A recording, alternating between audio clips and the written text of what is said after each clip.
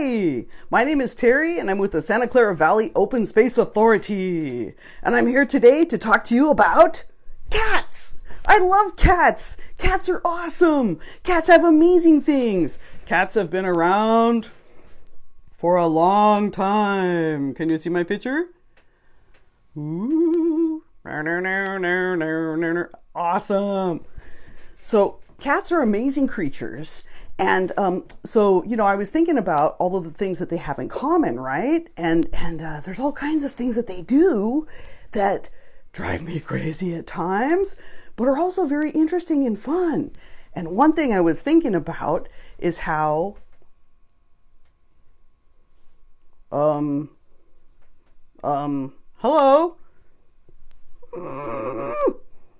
Hi, my name is Bob. What's the matter, Bob? You look really upset. Well, the thing is, I really hate having to look up to my bigger cousin. He's so big. Everybody thinks he's beautiful. Meanwhile, I am a wild cat. I have all kinds of wonderful things that I do, and I don't feel appreciated. Oh no, Bob, that's terrible. Oh, don't cry. It's okay. You know what?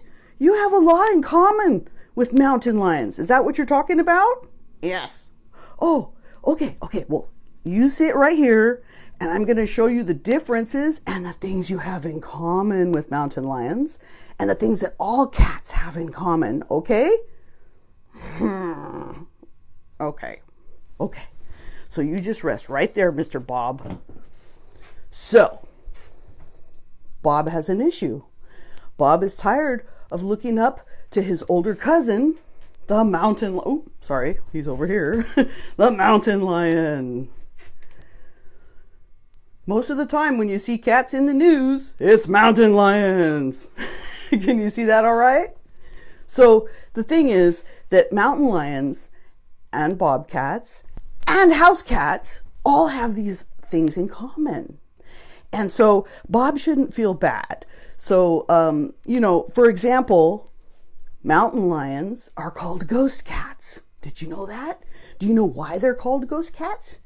It turns out all cats are pretty silent when they walk. Like you almost don't even know that they're there. And so people would get scared because they would be like, ah, and see one in a tree or on a rock, or it would walk by and they didn't even hear it at all. And they got really scared. And so they nicknamed them ghost cats because they could come and go silently. In fact, there was a person in my Kiwanis club and he was in the Almaden Valley. And he said he was sleeping and he heard boom, boom, boom, boom, boom on the roof. And then kabam on his shed. And then nothing. And he's like, what could that be? And he looked out the window and his dog was out there and his dog was really old. So his puppy was blind and deaf and sound asleep in the corner, all curled up. The puppy didn't know that what was in the backyard drinking his water was a mountain lion. So it was summertime, just like now. When it's summer and it's super hot, a lot of these cats and other wild animals don't have water to drink. So if you live near the preserves and near open spaces and stuff like that, you could potentially have somebody coming because they can actually smell the water. So the boom, boom, boom, boom, boom was because the cat was on the roof, and the crash was because he was on the shed roof. And then as soon as he was on the ground, couldn't hear him at all. He said he drank the dog's water. And then it walked over and he couldn't even hear it move. And he said it went whew, over the fence without even touching it. That's how amazing they are. But Bob, Mr. Bobcat, he could do it too. So if you look at Mr. Bobcat here, you can see I call him the Gaga Gato because Bob is actually quite beautiful in his own right. He's kind of like a big fat house cat with an attitude and eyeliner. So if you look at his eyes here, he actually has white eyeliner around his eyes. And so it's really interesting how it makes them look so beautiful and things like that. And then they have tufts on the top. But the other thing that bobcats and mountain lions, well, one of the things that bobcats and mountain lions have in common is that they're babies. This is my pretend animatronic. I should turn him on.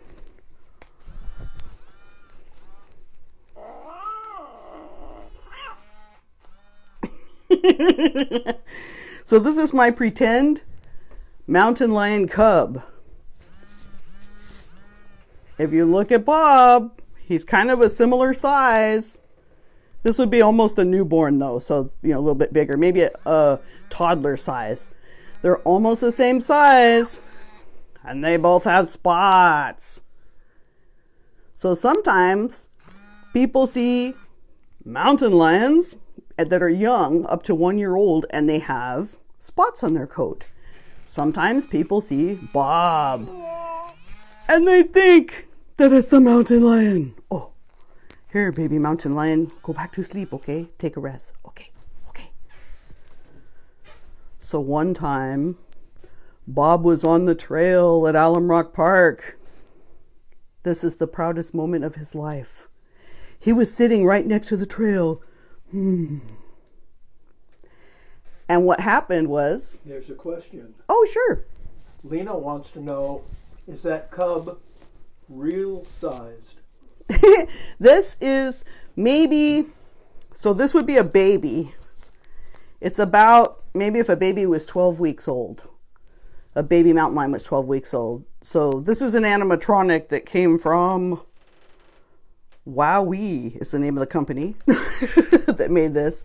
And so this is about the size of maybe a 12-week-old mountain lion cub. They keep their spots, though, until they're like a year old. So you might see one. So that's the thing. The difference between the two cats is the tail. She really wants to know, is that how big they really are? It is how big they really are when they're babies. You want to know how big they are when they're grown-ups? A male would be the size of your couch in terms of how long their body is. The long couch, not even the short one. So if you picture a mountain lion standing next to me and it was sitting down, his head would come all the way up to here, my armpit.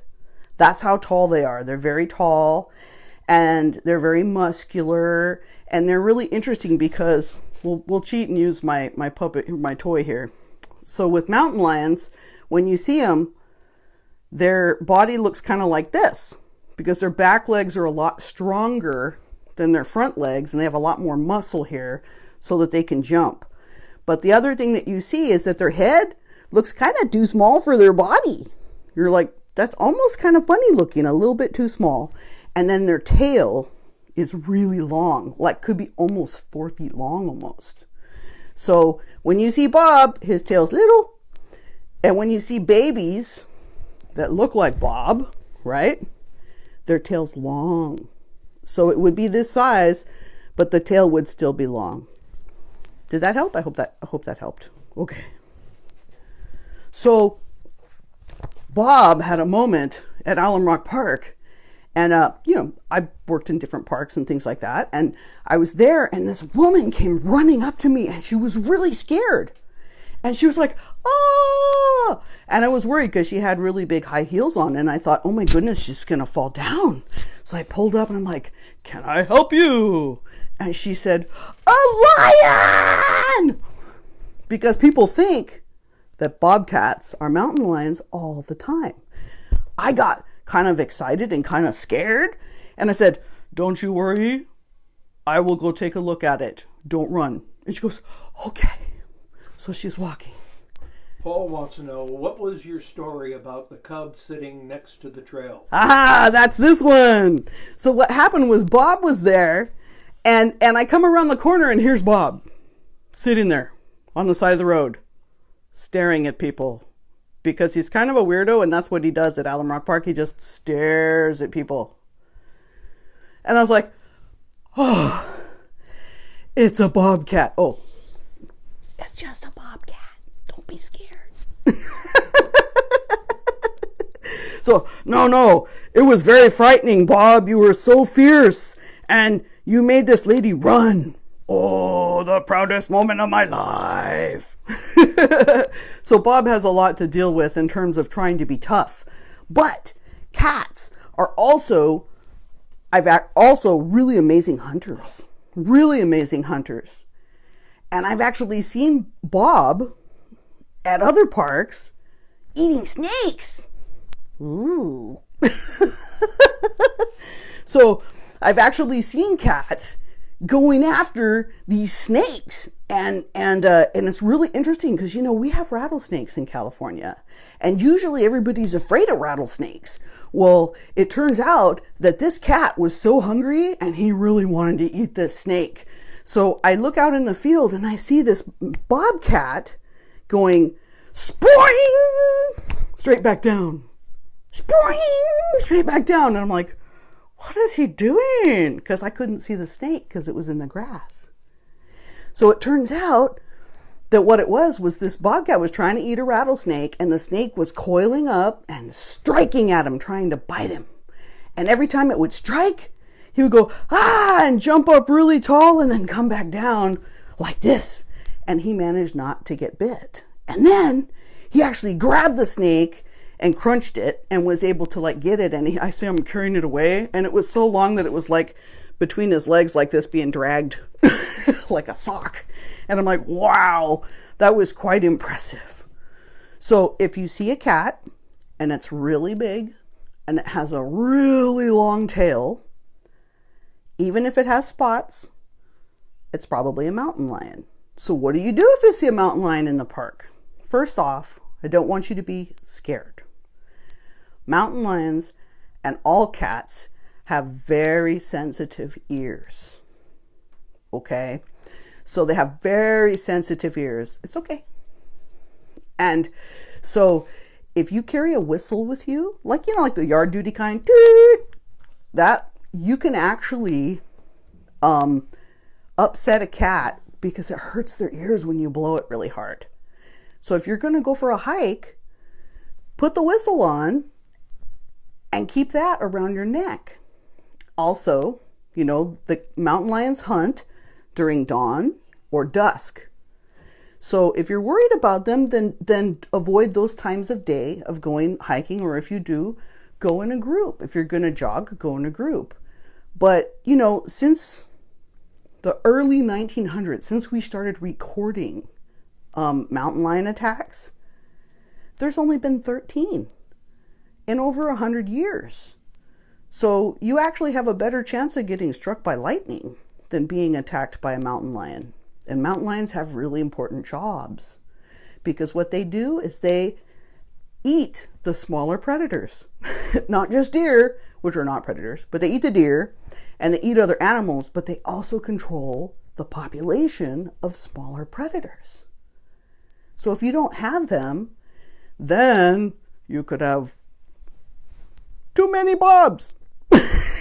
Oh, that's okay, Bob. So you could have too many Bobs, or you could have too many coyotes, too many foxes, things like that.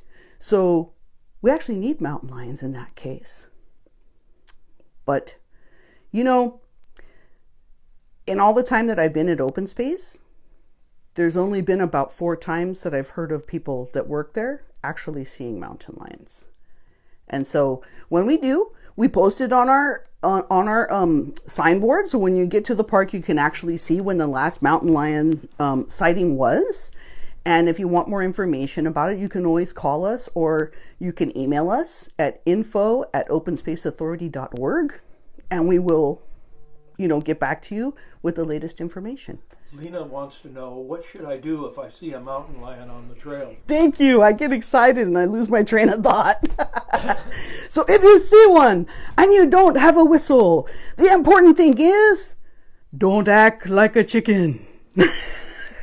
It's all in the attitude. So you want to lift your hands up and rah, and you want to yell, "Don't eat me!" Not that they're going to, but rah, and they go, "Whoa." It's all in your attitude.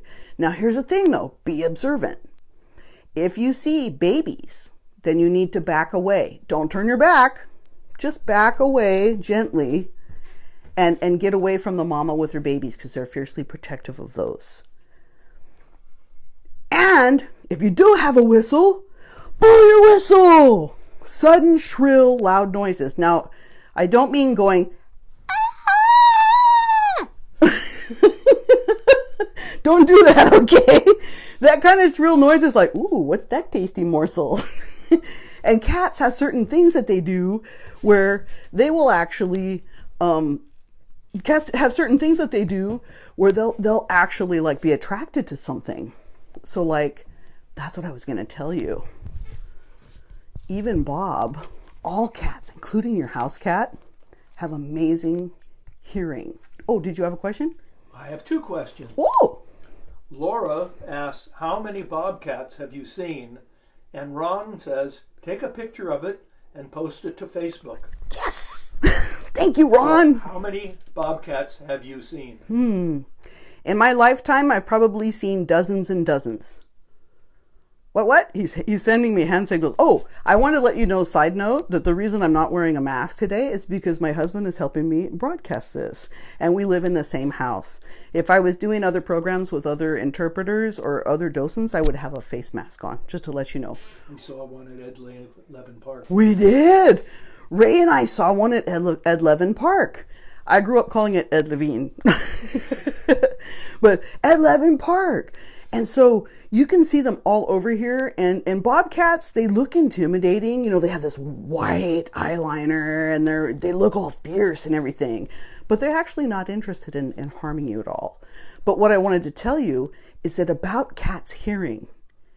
Cats have amazing hearing. They can hear stuff that we don't even know. Some cats have been known to hear earthquakes before they happen.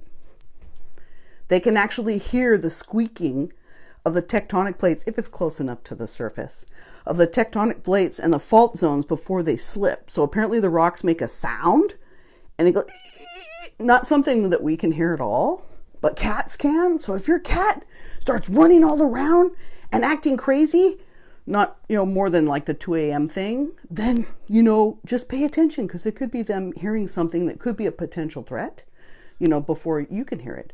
Question? Paul has a question. I heard that there are mountain lion cubs in Quicksilver Park. Is that true? I believe it is true.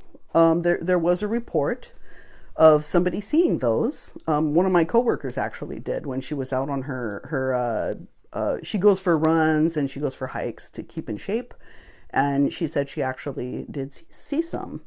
So because of that, just keep an eye on where they are. Take your whistle and don't go hiking in that particular trail at dusk, or usually the park's not open right at dawn anyway.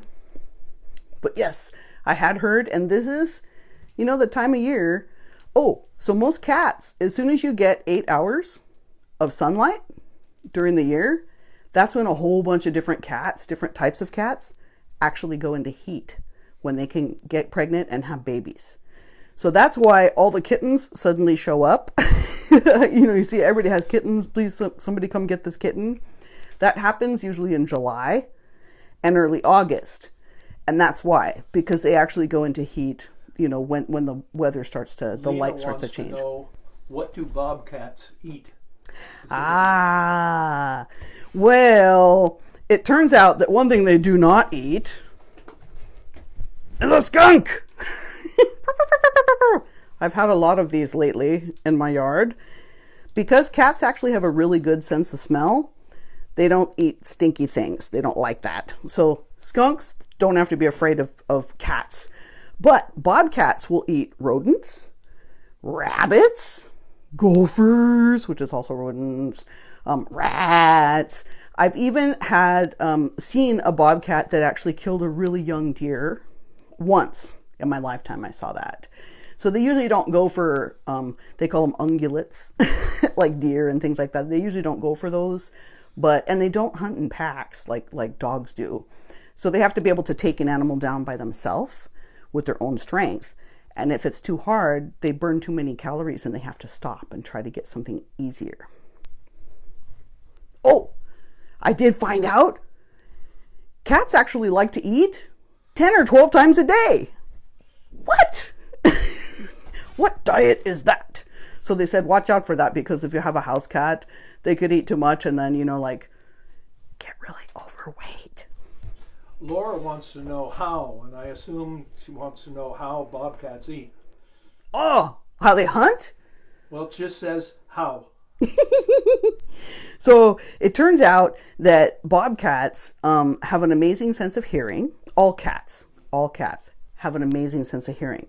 That is their number one sense. It's stronger than all the other sensory things that they have combined.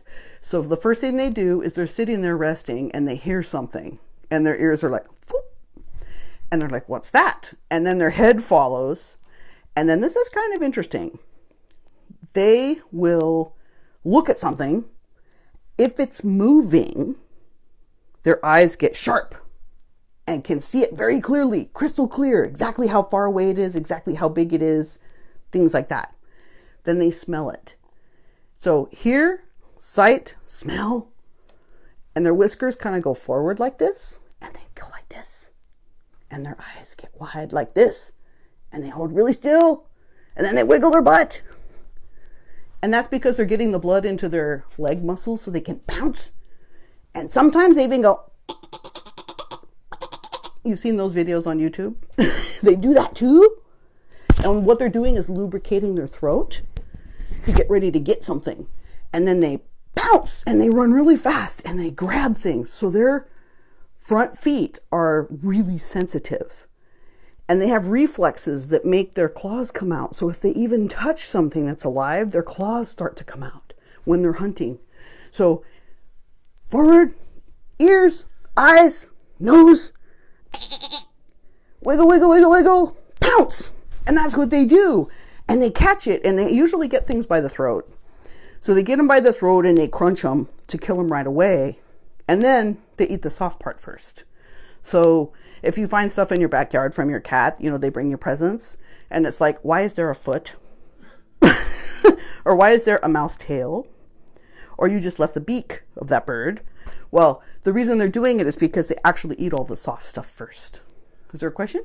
Ron says the last fatal mountain lion attack in the county was in 1909 at what is now Anderson Reservoir. Don't touch. There's a see more. Oh. There's a monument there about it. Oh. The victim survived the attack, but died later of rabies. Oh my goodness. Oh no. Watch out. Can mountain lions spread rabies? They could if they were sick. Most cats, I think, that get that kind of stuff will end up perishing because they can't hunt properly and things like that. But what I was saying about the claws and the reflex for the claws to come out? Cats can walk around with their claws inside their foot like this. And so that when you see the footprints, it's just the pads that you're seeing. And that's why a cat can walk across our kitchen floor and it doesn't make a sound. Dogs, they can't put their toenails away. So dogs are like click, click, click, click, click, click, click.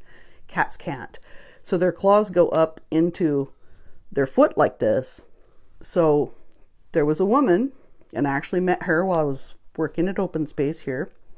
And she was really, really elderly. And she said when she was 5 years old, so this was probably like 80 years ago when she was talking to me. This was like 80 years before. So when she was 5 years old, she actually had this game that she would play with her dad. So they lived on a ranch down in Morgan Hill. And it had a long driveway like this with trees on either side. And when the sun would set, her mom would let her out the front door and she would run all the way down the driveway and wait at the gate for her daddy. So her daddy would come home from work and she would hop in the car with him and give him a big hug. And he would drive her the rest of the way into the house. So they did this every day. It was part of their routine. So one night, her mom lets her out the front door and she's kind of skipping along and she felt something like, on her forehead.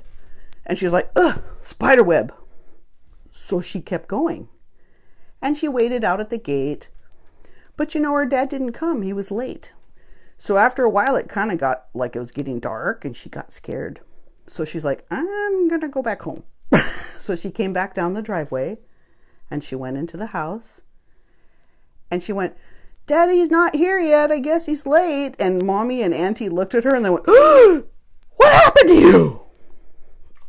And she goes, what? What? What are you talking about?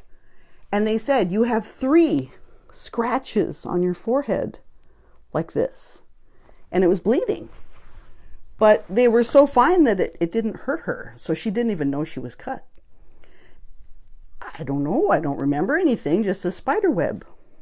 So what happened was the next day, the next rancher over had a mountain lion that came in amongst his cattle and he shot it. And so when they were looking at it, they noticed that the mountain lion only had 3 toes.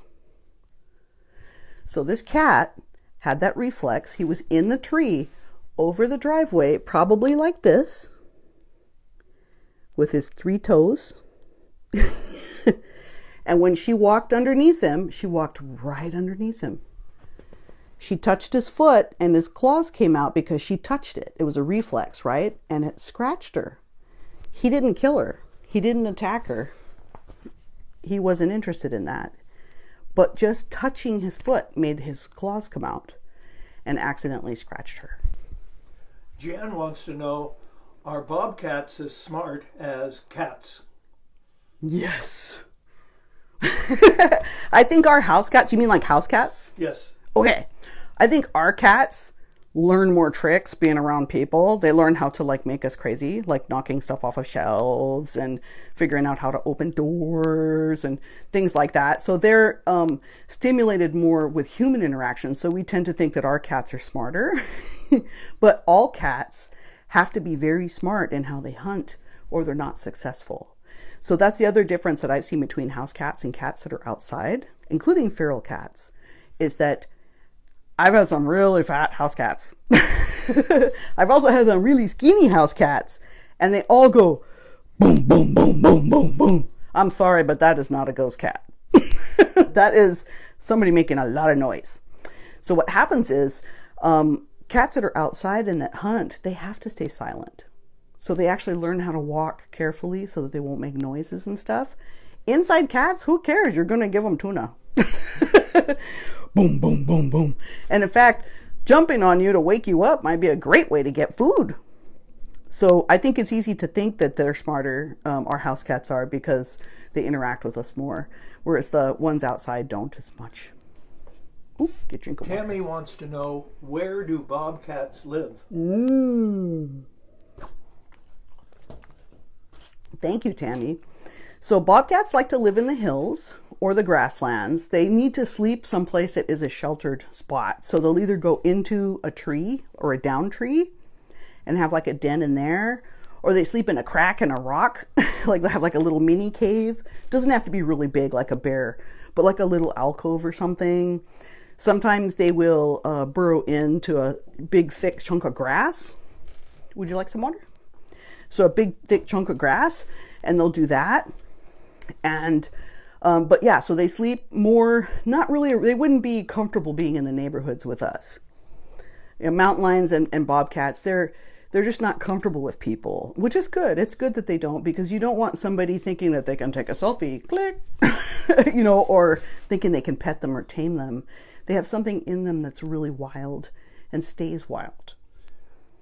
Carol wants to know, what's the average size of a bobcat litter? Oh, well, I'm not 100% sure of that, but what I was reading last night is that it's pretty common for them to have at least 2. And having 2 is beneficial because it causes the mother to make more milk. And the more milk she makes, the more they can eat and the healthier they'll be. If for some reason a bobcat only has 1 baby, might have a little bit more trouble getting the nourishment it needs because the mother's body is not as stimulated. So having more is better. And so they could have up to 6, but that's really rare. Usually it's 3 or 4 in a litter, and they don't all survive. The strong ones will survive. But you know, when we have runts and stuff in our litters that are home, it's like we can take care of them and give them extra vitamins and things. But out in the wild, they kind of can't. Oh, I know what I was going to show you though. So cats' vocal cords, when they talk, they only meow to people.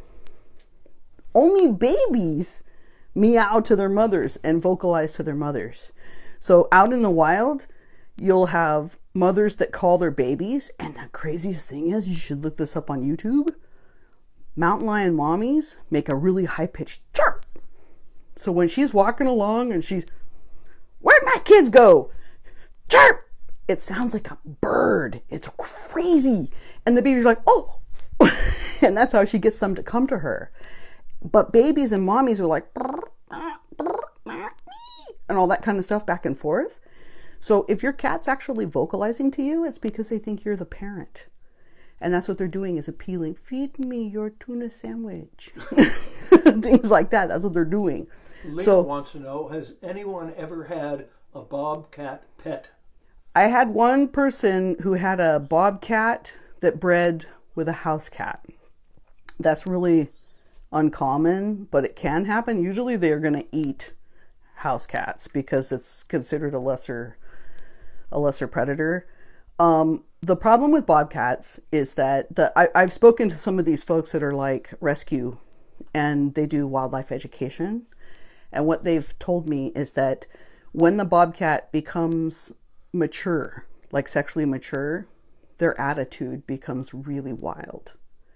So if you have a place like, there used to be an organization called Leopards, etc., and they would bring animals out, and it was really careful. Everything was on, like, you know, away from everybody and on a leash type thing and stuff like that. Really careful.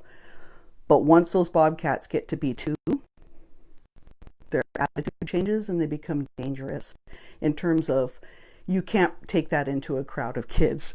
You know, it's no longer safe. So you can't really have a bobcat as a pet, not safely, because once they become mature, they start wanting to live their wild lifestyle. And I had another person who worked with bobcats that told me that the other thing that they do to the people that are taking care of them, even before they get wild, they pee on you. So for cats, their sense of what belongs to me is all done through pee mail. Smell phone, pee mail. So what they do is, she said that the cat would come up and be like, oh, hi, what's going on? And she's like, oh, that's really cute. And how many of you have had this experience, right? Oh, get out of my face, right? Happens all the time. When your cat does this, your cat is guarding you. It's trusting you with its rear end, and it's guarding you, and it's keeping an eye out for you. When a bobcat does this, and then their tail goes, whoop, they spray on you. So I met a gal who actually got sprayed in the face by a bobcat she was taking care of. It's scent marking, and any other cat that smells that is going to know that you belong to Bob. Paul wants to remind people, if you've got bobcats in the area, don't put out rat poison in your yard. That's right. And Jim wants to know, how do bobcats make a home? Oh, well, we'll start with the poison. The deal with the poison is, and when I was younger, I didn't know any better, and I used to use Decon, that brand, because it dehydrates the mouse, and you would find the mouse and it would look whole, but it was just really light. And it's because it causes them to catastrophically shed all of their liquid in their body. They dehydrate themselves to death, basically. And so I thought, oh, this stuff's great, they won't stink, and blah, blah, blah. Well, then as I got older, I found out that if you put rat poison or mouse poison, the mouse doesn't always die right away. You know, dehydration takes a long time. Very painful. So you're going to have an animal that's going to crawl out of your house and go into the environment around you. And other things are going to see that. They're hungry. It's hard for them to hunt. And they're going to go, oh, there's an easy kill. He's acting funny. I can get him. And they'll eat that mouse, and they're eating something that has poison in it. And it kills them. House cats, neighborhood cats, bobcats, mountain lions, hawks, all kinds of birds of prey, anything that would eat a rodent, snakes, all of those animals will die if that rodent has something inside that's poisonous and they eat it because they don't know any better. They're just trying to live. What was the other question? The other question was, how do bobcats make a home? And then Laura wants to know, how do you find bobcats? Ha ha!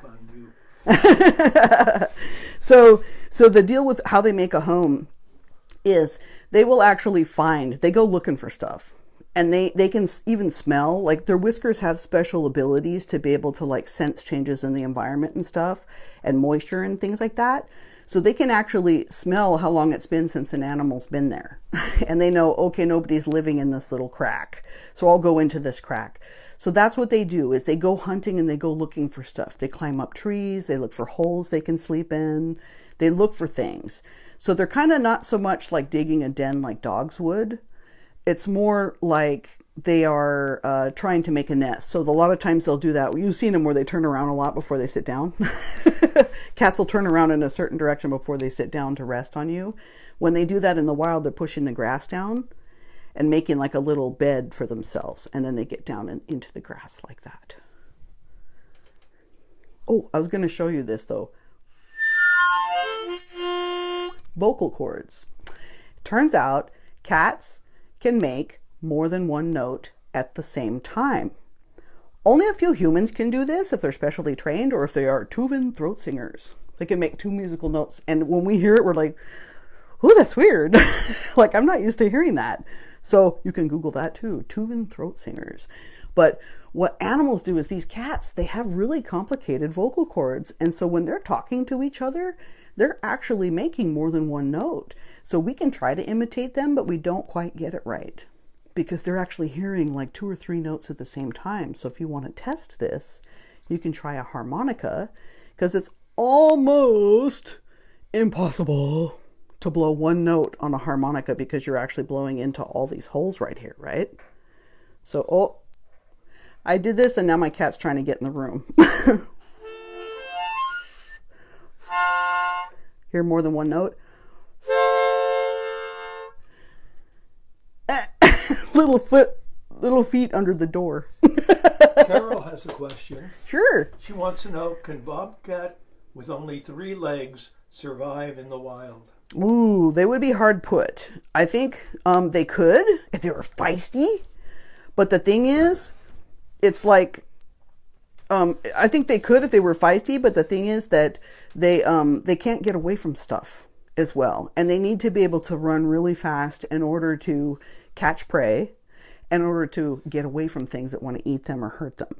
So they might have a really harder time. But a 3-legged bobcat would be a good candidate to be an educational animal that was in an exhibit where he can be himself and do his own thing and be safe, and people can learn from him, and then he won't perish. Oh, so I wanted to tell you something funny. So a lot of times you see cats and they have like this belly that hangs down and it's just loose skin. And what's funny is when they're walking, their belly's like doot doot doot doot doot doot doot, and it's kind of funny looking because it sags underneath them like that. And I used to think that was really weird until I realized that what happens is the reason they have this baggy belly skin is because they have to be able to jump. So when they jump, they go, whoa, space cat. And when they do, they stretch their spine and their body like this. And if they didn't have that baggy belly, they wouldn't be able to stretch that far in order to jump as high. So now I want to see if there are mountain lions with baggy bellies. That would be very entertaining and things like that. So let's see.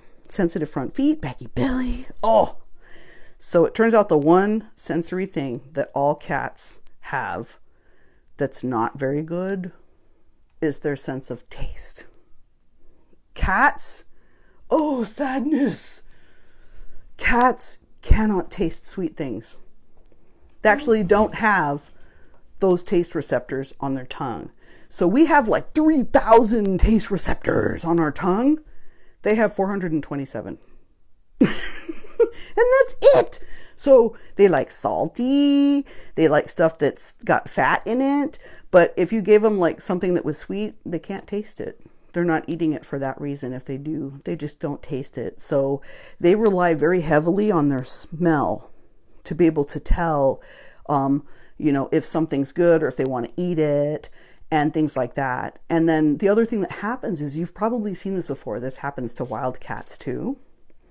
So they get the mouse or the prey animal, usually a mouse. They get the mouse, and then while they have it, they're kind of like act like they're bored, and you see them. So like if it was Bob, he's like, I got the mouse. And then all of a sudden he's like, oh, look, a cloud. And while he's doing that, the mouse goes, choo, and runs away. And then he's like, where did it go? Oh no, oh no. And he's like looking all around for it.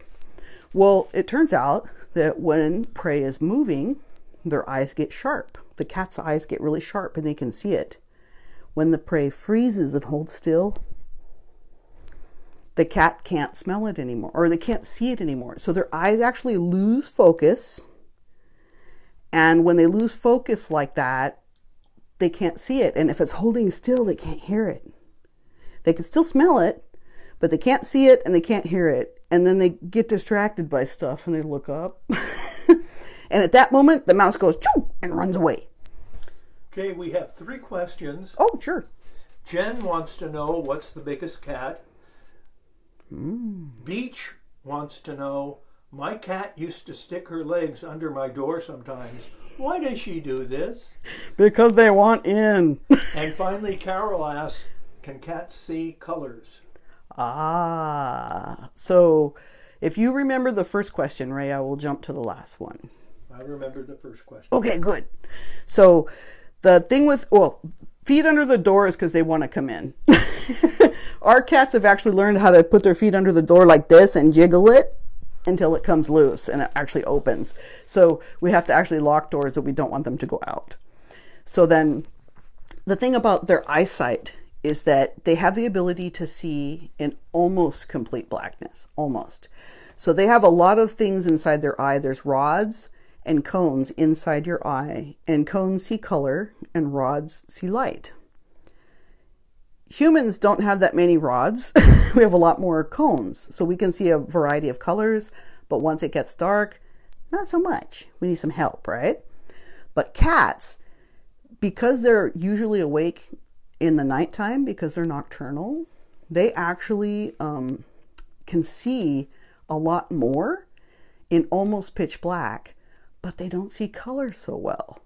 So they do see color in the daytime. It's just not that, like there's certain colors missing, and I'm not sure which ones. I want to say red is like missing and things like that. So I have to research that and get back to you on that as to what particular colors. But they don't need that as much as they need the sharpness of vision, and they need to be able to see more at night, so they can see but without the clarity of like daytime, if that makes sense. And what was the first question? What is the biggest cat? Oh, do we mean by weight or by size? So I think the African lions, size-wise, are probably the largest ones. Weight-wise, I'm thinking it's jaguars. So jaguars are really stocky. Dun, dun, dun. And they're the ones with the really thicker spots. The regular spots is cheetahs and things like that. But in the United States, the largest cat that we have right now is a mountain lion. And so we have mountain lions and bobcats. But down in Mexico and starting to come across the borders, we're starting to hear reports about, very occasionally, about jaguars coming across. So a jaguar would have a stockier body. Their legs are a little bit shorter looking. Their belly hangs down more, which are like, whoa, stubby legs. But it's actually not. It's just they have more weight and more mass, muscle mass. So that they're actually very dangerous. And I remember when I worked at Kelly Park and Happy Hollow had a jaguar. And they told us, if that cat gets out, you don't try to catch it. You don't do anything. You have to just call the cops, because there's no messing with that. That cat is so strong that it'll hurt you if you get anywhere near it. So we're like, oh, holy cow. So that's why they're so incredibly careful at that park. Ron wants to know, are cats solitary and territorial, and how big are their territories? Ha ha! Well, it turns out they are solitary. I have had cats that missed other cats. Like when they pass away, they seem to miss them. But for the most part, as long as they get their food and they have interaction and they're not bored and they have shelter and they feel safe, they're pretty good by themselves. But I always worry about them being lonely. So I would want more than one, as a pet. But they are territorial, and that is why we have what I call the P Wars. So cats mark their territory through smell, through scent. They have scent glands in their feet, so they scratch on things and they rub their feet on things. When you come to your cat and they're like bonk you with their face, they're usually drooling, you just don't notice, and they go, bleh, and they smear their spit on you. They're marking you as theirs. They're saying, this is my human. This for me. And then they go around the inside of the house. They rub on the glass.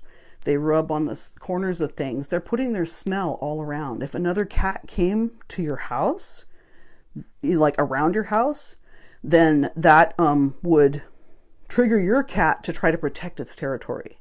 So if you want to test this, next time you go to a zoo, if they have a glass, you make eye contact with the cat, put your hands on the glass like this and go like this, and then step back. Almost always that cat will come up to the glass and go boom, boom on their side. Like, you're marking my territory. This is mine. So they'll do it.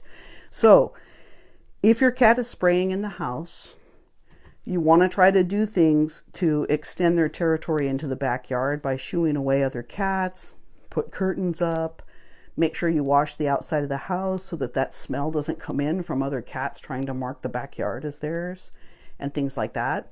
That's also how wild cats mark their territory. They pee on things and it tells other cats, uh-oh, I better stay out of here. This cat's way bigger than me. Mountain lions, when they bury their food, they do the same thing. So they put leaves on top of their deer that they ate because they want to come back and eat it some more. And then all around the deer, they make these things called scrapes. So it's a little pile. It's kind of like the backwards of cats going in the litter box. They make a pile and then they pee and they poop on top of it. And they do this all around their food. And it says, this is mine. And there have been other cats that came and got killed by mountain lions for the very reason that they tried to get into that food. So if you have any more questions, please do feel free to email me at trogaway, TROGOWAY at openspaceauthority.org. And I will do the best I can to talk to our natural resources gal and get you the answer to the questions that you need. For now, thank you so much for joining us today. Really appreciate you. And tomorrow is all about playing in the past. So we're going to take a look into retro toys and how people used to play back in the day. So we'll see you tomorrow at 10 o'clock. If you'd like to join us, we'd love to see you.